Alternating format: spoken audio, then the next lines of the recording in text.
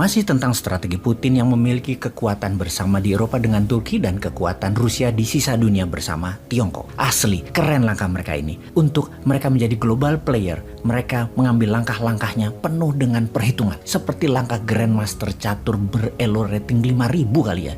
Belum ada ya yang 5.000, 2.800-an. Nanti Indonesia elo rating yang 5.000. Langkahnya pasti lebih indah lagi. Namun tentunya kita mengawali dengan memahami dan membahas langkah para aliansi Rusia ini. Rusia, Turki, Tiongkok yang bermain cantik, yang menantang dolar, menantang sistem SWIFT, menantang oil and gas, menggunakan pangan membuat lapar dunia, menggunakan emas, dan banyak lagi ring pertarungan yang sedang mereka mainkan, yang semuanya menantang hegemoni Amerika dan sekutunya. Kita membicarakan macam-macam perang dulu, baru lanjut ke strategi Rusia-Turki. Diskusi kita kali ini meliputi, yaitu satu, dalam fakta pertahanan. Di awalnya memang militer pendekatannya, namun ujung-ujungnya ekonomi juga. Nomor 2, perang ideologi. Perang komunis versus perang demokrasi. Perang religi versus komunis versus demokrasi. Dan terakhir, kita bahas sejarah Nusantara yang oleh Gajah Mada menggunakan pendekatan ekonomi di dalam menyatukan Nusantara yang sekarang ditiru oleh Tiongkok, yaitu menggunakan pendekatan ekonominya dalam penaklukan sebuah wilayah.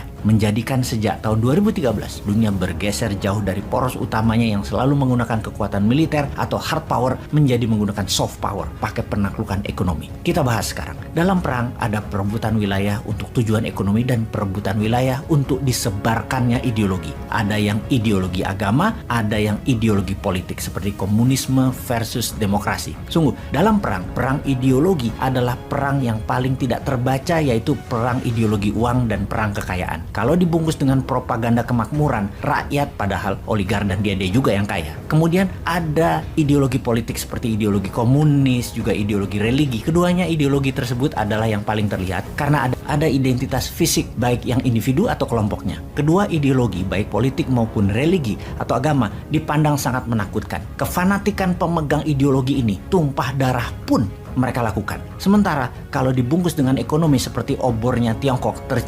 terjadinya pandangan yang bias. Obor itu memakmurkan siapa sesungguhnya? Keuntungan siapa yang terbesar bagi negara yang bergabung dengan Tiongkok? Rakyatnya atau pejabatnya? Kemudian juga pengaruhnya untuk sebuah negara. Pimpinan negara tersebut, siapa saja menunggu giliran bergantian tetap ditentukan oleh Beijing karena memang begitu strategi penaklukannya, menggunakan pejabat yang berpihak pada Beijing. Siapapun orangnya, kapanpun eranya, apapun rezimnya, pokoknya uang dimudahkan untuk pejabat tersebut berkuasa, dan tentunya sekali lagi, yang untung pastinya yang punya strategi soft power. Saat ini obor, saat ini Tiongkok yang melakukan. Kita rincikan lebih dalam lagi untuk memahami arti ekonomi dengan melihat fakta sejarah. Sekalian menjawab pertanyaan, mengapa Eropa kaya dan Afrika miskin? Mengapa Amerika Utara kaya? Mengapa Amerika Selatan miskin? Mengapa Tiongkok kaya dan Asia Selatan miskin? Negara-negara belahan utara Katulistiwa adalah negara kaya yang mencaplok kekayaan negara-negara selatan Katulistiwa. Kita mundur lagi, nge-rewind sebentar ke zaman kekuatan alat transportasi roda dan kuda, di mana masterpiece dunia tersebut waktu itu penghubung barat dan timur adalah Silk Road.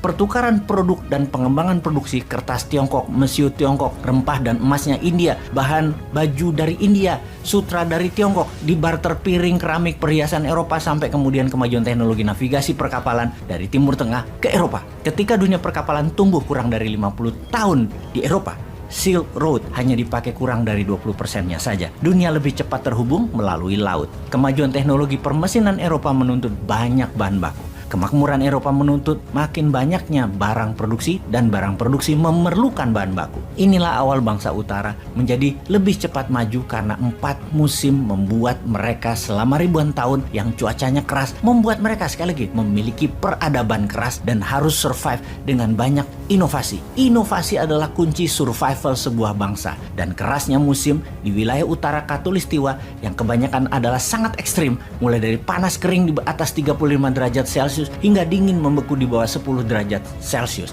membuat manusia utara selama ribuan tahun berinovasi lebih cepat dalam bidang teknologi ketimbang manusia selatan yang hanya kebanyakan 2 musim yang kemahirannya hanyalah kelolaan alam, agrikultur. Manusia selatan tidak terlalu siap berperang. berkelahi satu lawan satu atau perang antar kampung, antar suku mungkin ada atau jago. Tapi perang ribuan orang bahkan ratusan ribu manusia berperang. Bangsa Eropa juga bangsa utara lainnya seperti Tiongkok atau Mongol sudah jauh lebih terbiasa. Kemajuan permesinan sejak abad pertengahan bertabrakan dengan banyak penguasa para raja atau landlord di banyak wilayah Eropa, membuat mereka yang kreatif, yang inovatif. Orang-orang Eropa sejak abad 17 hijrah mencari dunia baru yang kebetulan juga sejajar Eropa, bernama Amerika di kemudian hari. Dan kini hampir 250 tahun Amerika merdeka, Amerika tetap menjadi incaran para manusia free thinker karena kebebasan bernegara tersebut untuk bermigrasi tinggal di Amerika. Kembali ke budaya perang. Perang Dunia Pertama di Eropa, Perang Dunia Kedua di Eropa, Asia Timur Raya, semua wilayahnya adalah sisi utara Khatulistiwa. Kemudian ada Perang Dingin atau Cold War,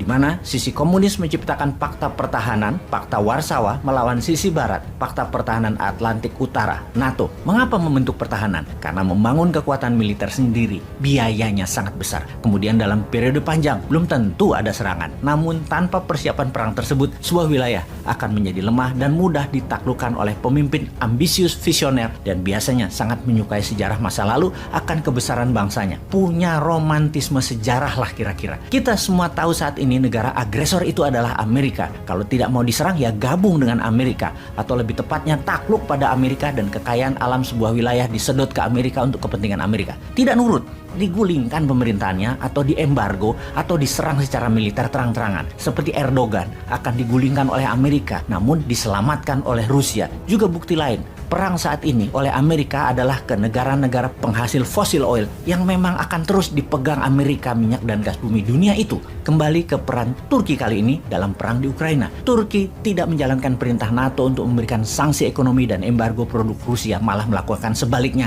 Transaksi dua negara meningkat tajam. Juga para oligar Rusia yang pastinya orang-orangnya Putin meletakkan uang mereka di Turki. Turki menjadi safe haven. Para konglomerat dan pedagang Rusia sekali lagi berlindung asetnya di Turki. Sebuah langkah bernegara yang berani dan pintar dari Turki. Bahkan sebelum perang Ukraina, Turki membeli banyak sekali misil S-400, misil pertahanan udara dari Rusia. Langkah Turki tersebut di dalam negara-negara NATO jadi bahan gunjingan karena menganggap Turki tidak lagi cocok berada di dalam NATO. Karena Turki merupakan mata-mata dan senjata rahasianya Rusia. Terbukti, Turki menjadi senjata Rusia untuk menahan ekspansi NATO ke arah timur Eropa. Pastinya netralitas saat ini sulit dijalankan di Eropa. Yang ada adalah ikut NATO atau ikut Rusia. Mungkin setelah Swedia, Finlandia, kalau nggak salah tinggal Swiss dan Austria yang masih netral dan sangat mungkin dicaplok NATO. Bahkan Moldova pun sudah ambil ancang-ancang untuk ikut NATO. Pastinya juga peta Eropa harus ditarik ulang oleh kita. Redraw map of Europe. Kita harus ganti cara melihat Eropa bernegaranya. Sekarang yang jadi pertanyaan,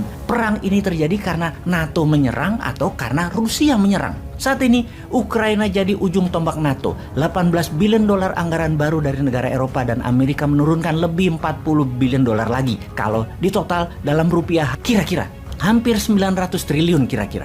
Saat ini di Brussel, Belgia, tempat komando sentral NATO melawan Rusia sedang merapatkan barisan. Apa kira-kira langkah mereka selanjutnya? Panjang nih perang dunia ketiganya.